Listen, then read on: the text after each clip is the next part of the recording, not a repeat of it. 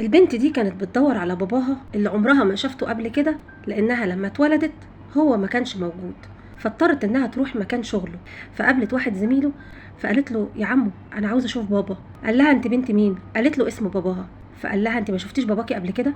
قالت له انا اتولدت وهو مسافر وما رجعش. قال لها طب استني انا هناديلك عليه. دخل جوه، قابل واحد زميله، قال له دي بنت زميلنا بتسأل على باباها اللي توفى من زمان. قال له باباها وصاك عليها قبل ما يموت، وهو ضحى بحياته علشاننا، قول ان انت باباها بما انها ما شفتوش قبل كده. فخرج وقال لها ده باباكي. فالبنت اول ما شفته قالت له طب يلا بينا نروح على البيت. فراح معاها البيت، بتخبط على مامتها، فتحت مامتها الباب فبتقول لها بابا هو يا ماما رجع من السفر. فالام شافته كده قالت لها طب ادخلي جوه.